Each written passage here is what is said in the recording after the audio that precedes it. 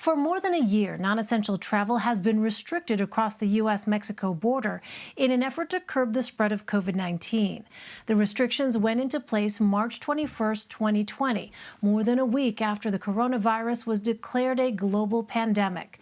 Local business owners in El Paso, Texas, say their bottom line has taken a hit. El Paso is just across the border from the Mexican city of Juarez, and many businesses say they rely on cross-border traffic to thrive. Since the border restrictions started, we saw a notorious reduction in the sales. Around 20% of our customers were from Juarez. So we started to see less movement, less traffic. And we also had some clients that were students, and they stopped crossing since the border closed. For more on this, let's bring in CBS News Homeland Security and Justice reporter Nicole Sganga. She is joining us now from El Paso. Hi there, Nicole. The woman we just heard from was one of the business owners you spoke with. What else have you been hearing about how the restrictions have affected them?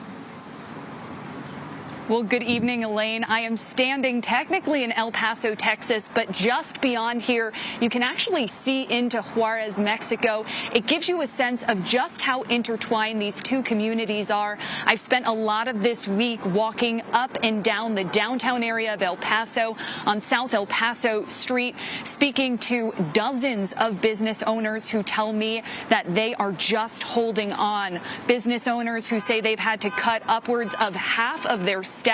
In some cases, they've had to move to smaller locations. I spoke with one business owner. He runs a business called Mr. Hats. His name is Emilio Mendiola. He told me that his sales are down 90% since the beginning of the pandemic, and they will not return to normal until the international bridges behind me are opened to non-essential travel. And Elaine, for many of the cities across the country in the United States, this is really a time of reopening, of things returning to normal, but business leaders, community leaders say here nothing will be normal until traffic on that bridge behind me flows back and forth like it used to before the pandemic.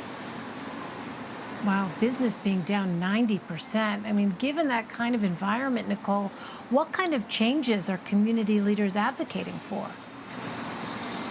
Yeah, well, I spoke to Congresswoman Veronica Escobar. She represents the 16th district of Texas. That's where I'm standing here. And she says she has sent multiple letters to both the Trump and the Biden administration. Remember that, you know, these restrictions date back more than a year, well into the Trump administration. And she calls the lack of a strategic approach to reopening the border a systematic failure on the part of both former President Trump and President Biden, and she is calling on them to lay out a binational approach, a criteria for which some of these restrictions will lift. Now, keep in mind that El Paso was hit quite hard by the coronavirus pandemic. In fact, back in November of 2020, everyone here still remembers when cases spiked, hitting a high of 26,000 cases at one point, forcing the city to actually open up some mobile morgues to deal with this. As a result, community leaders say that, you know, vaccination efforts have been really successful so far. El Paso reached the Biden administration's goal of having more than 70% of the city's population with one vaccine dose or more by July 4th. But community leaders here say that they feel like they have earned their way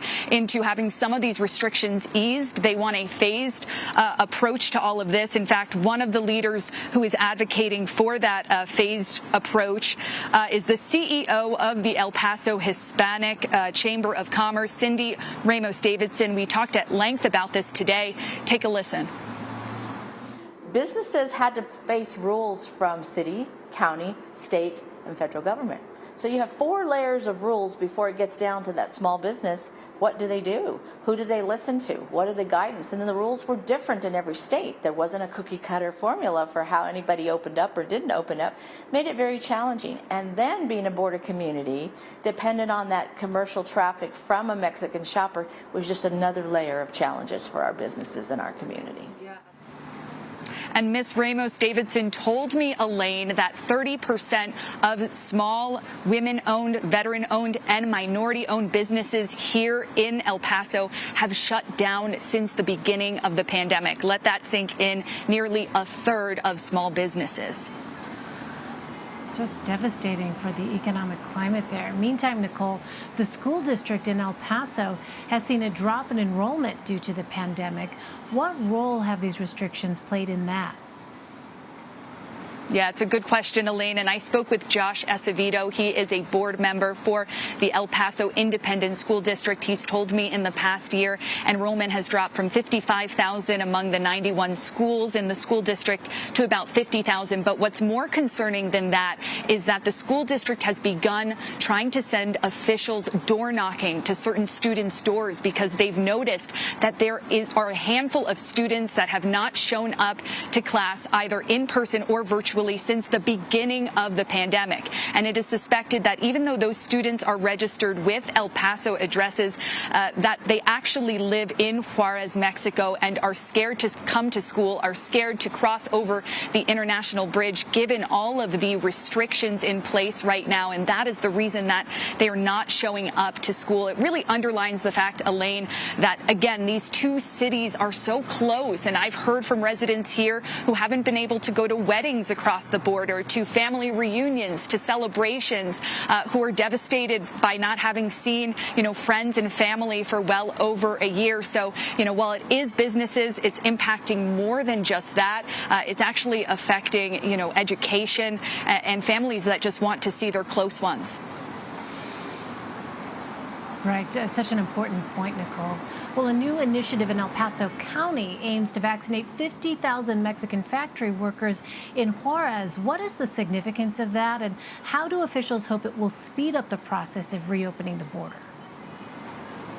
Yeah, it's actually a program, Elaine, that's modeled after a pilot program in San Diego, California, another city, another border community. And El Paso County essentially donated 50,000 of its own COVID vaccines.